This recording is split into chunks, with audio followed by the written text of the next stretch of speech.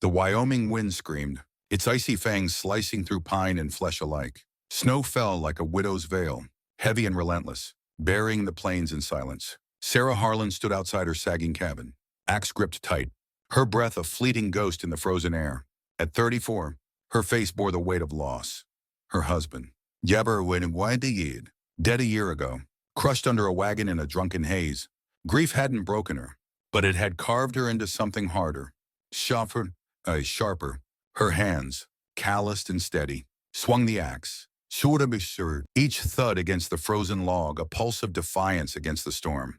Her dark hair, braided tightly, swung beneath a wool scarf, and her boots sank into snow that clung like despair. Inside, her twins, Emma and Levi, 8 years old, pressed their faces to the cabin's frosted window, their eyes, wide with a mix of awe and worry.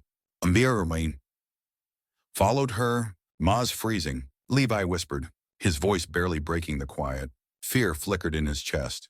A boy too young to carry such weight. Emma, bolder but just as fragile, squeezed his hand, her own trembling.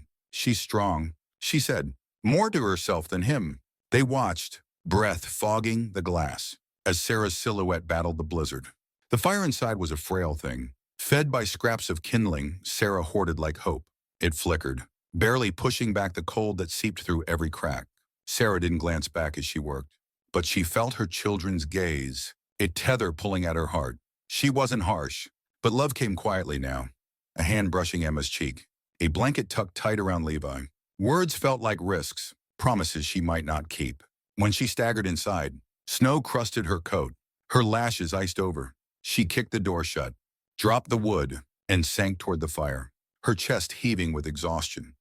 The children looked up, and she gave a tired nod, her lips too numb for words. They ate in silence, gritty cornbread and boiled roots, the meal as bleak as the night. Sarah watched them, her knees drawn up under her skirt, her heart softening at Emma's careful bites, as if gratitude could season the blandness. And Levi's struggle to hide his grimace. She'd once dreamed of nights filled with warmth, Jed's laughter spinning tales by the hearth. But Jed had been a ghost long before he died, leaving her with nothing but echoes. After supper, she tucked the twins into their shared bed, piling quilts against the cold. She kissed Emma's forehead, her lips lingering, then brushed Levi's curls, soft and untainted by his father's flaws. He looked up, eyes shadowed. What if the snow buries us? His voice cracked. Fear bared. Sarah's throat tightened, but she forced calm. Snow stops. Levy. Always does. Then came the sound, a low, guttural moan. Not the wind's wail, but something alive. Human. Sarah froze, her pulse spiking. Years on this brutal land had taught her its language. Storms. Predators. The creak of danger. This was no beast. Stay here, she told the children, grabbing her shawl and the hunting knife. Her hands were steady, but dread coiled in her gut, sharp and cold. Outside, the lantern's glow fought the blizzard, casting jagged shadows. She moved past the barn, toward the corral where the sound had risen. There, the Arona Renaborn Narasimarch, half swallowed by snow, lay a man, blood pooling around him like spilled ink. His bronze skin gleamed in the flickering light, high cheekbones stark beneath matted black hair.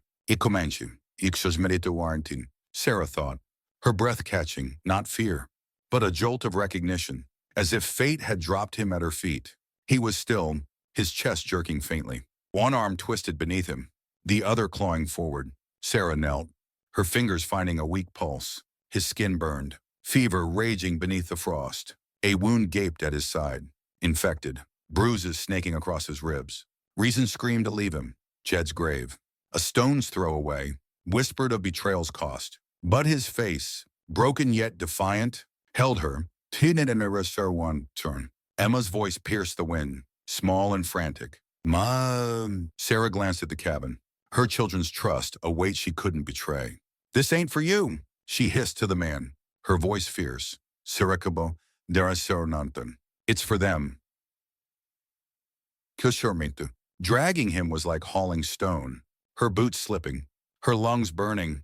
Inside, the fire's warmth greeted them warily, as if unsure they belonged. The children gasped as she heaved the stranger onto the floor. Get rags, she said. Serving sharp. Whiskey. You and were in mines. 2. Emma darted to obey, while Levi hovered, eyes wide. Is he dangerous? Massain, he whispered, fear tightening his voice. He's hurt, Sarah said, cutting away the man's bloodied shirt. That's all. A tuasurnamon on tamanimon. His skin was scarred, lean muscle honed by survival. She pressed cloth to the wound, poured whiskey, her hands steady despite the storm in her chest. He stirred, one amber eye cracking open, sharp with pain and confusion, their gazes locked, a fleeting connection heavy with unspoken truths. Before he sank back into darkness, Sarah sat back, her heart pounding. The cabin charged with something new, danger. Yes, it could be around, but also possibility. The children watched, silent, as snow melted off the man's skin. By dawn, the storm eased. The world blanketed in white. Sarah sat by the fire, hands stained with blood and choice, watching the stranger. He murmured in a strange tongue, fever gripping him, his body restless. Emma and Levi stayed close, wrapped in a blanket, their eyes darting between their mother and the man. Sarah pressed a damp rag to his forehead, his heat searing her fingers. He stirred, lips parting, cracked and dry. She held a tin cup to his mouth, and he sipped, eyes still shut. Kael, he rasped, tapping his chest. His voice was rough, but his one open eye, clear now, saw her, truly saw her. Sarah's breath hitched, a spark igniting in her chest. She nodded, a silent vow. You're safe here. Later, she checked the barn, the livestock enduring the cold. Her hands worked, but her mind lingered on Kael. When she returned, he was awake, struggling to sit, pain twisting his face. Don't he? She said, kneeling. You'll rip it open. His eyes met hers, trusting, and Sarah felt a warmth she hadn't known in years. Levi stayed cautious, chopping kindling to avoid Kael, his small frame tense with suspicion. Sarah watched, guilt gnawing. Her son shouldn't carry such distrust.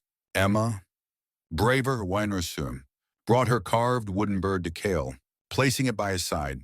He studied it, then her, and nodded, respect in his gaze. He's not bad, Emma said later. Certain? Sarah didn't reply, her heart torn. Kael lingered by the fire for days, the fever breaking on the third, his breath steadying. Sarah tended him, her hands sure, her heart wavering.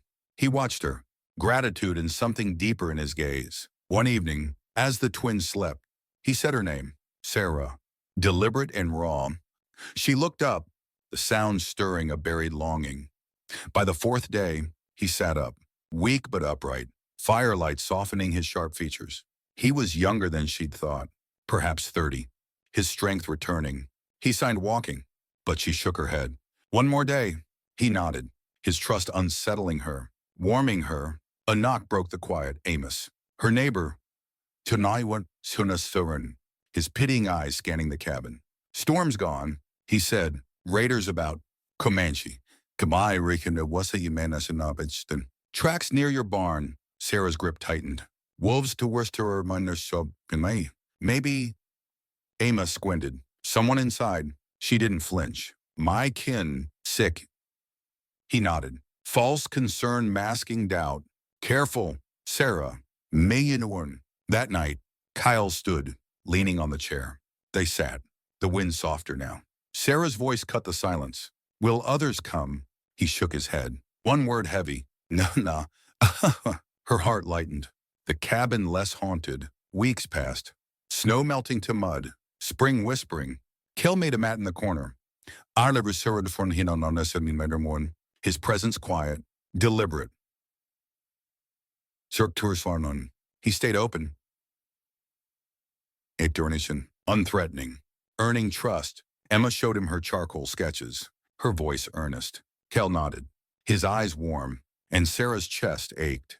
Levi softened, offering Kael a carved whistle, their shy smiles mirroring. Sarah watched. Hope blooming, dangerous but alive. They mended the chicken coop, their hands brushing. You've built before, Sarah said. Kael nodded, voice low.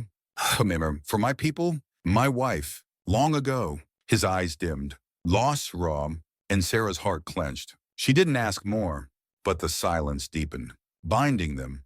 Insisted during the one night, by the window, Sarah watched the moonlit plains.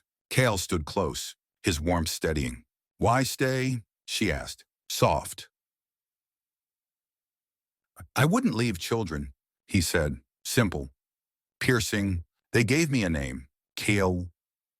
Sarah swallowed, hope trembling. Amos returned, his horse kicking dust. And tracks by the river, he said, eyeing the cabin. Sarah's voice was steel. We burn wood. His gaze hardened. Your kin still here? She stood firm, helping. Amos sneered. He's not ours. Sarah, she stepped closer. Serir Yewanas Kupurtun. He's more than you'll ever be. She shut the door, fury shaking her. That night, Kael sat in the barn, sharpening a knife, eyes distant. You're not the danger, son of Surum.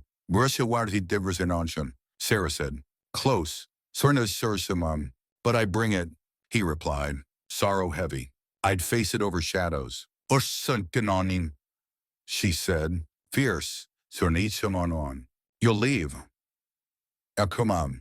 He nodded. When the ground dries, pain stabbed her, sharp and raw. Spring bloomed, crocuses rising. Kael planting onions, teaching Sarah Sana enough. She said it, and he laughed, and Mihawamshiman, a sound she wanted to keep. On the porch, he spoke. My wife died with our son. Bad winter. Sarah's breath caught. My husband fell drunk. I mourn what he wasn't. Kael nodded. Grief's a shadow. Close. Yashandra Wasun. She asked. Russum. Surihamersamin. Will you stay? He paused. For now. Ichiversuno. It was enough. Spring sharpened. Days long. Kael building a fence. Swainanapanon. The twins helping. Sarah watched. Hope fierce. But Kersikus, Sereniorpus. Then dust rose, riders. 7. Led by Amos, Sarah gripped her rifle. Kael beside her. Last chance. Tony, Amos sneered. Sarah stepped forward. You came to kill. Kael spoke. Calm, worse known. I'm your man. Sarah blocked them. Fury blazing. He's no killer. The leader. Scarred. Frowned. Step aside. Sarah didn't. Kael threw his knife down. Elanin on Wantimas. I won't run or be taken. Amos raised his rifle. Sarah fired, nicking his hat. Next one's your heart. Chaos erupted. Kael disarming riders. Sarah firing warnings. The attackers broke, fleeing. You're done, Sarah said. Rifle steady. Dust settled. Sarah trembling, not from fear but release. The twins ran to them. Emma clinging to Kael. Levy to Sarah. Eat Wissaruyawan. I thought you'd go, Emma whispered. I stay, Kael said. Gentle. That night, they built a fire outside. The twins on blankets. Sarah offered Kael coffee. Peace, she said, smiling. Asern, Hominin the Sinram, he replied. Stay, she whispered. He met her eyes. Always. Neighbors left gifts. Flour, salt, anador shantatin. Respect. Shikiwarinin. The barn rose. Seremwasa Seradiris Santimasern. Their names carved. One spring evening, Sarah took Kael's hand. You changed me, she whispered. You saved me, he said. The wind sang, soft. A new beginning. If this tale stirred your soul, hit like, come on. And subscribe to One Kind Moment for more stories of heart and grit. Where are you watching from?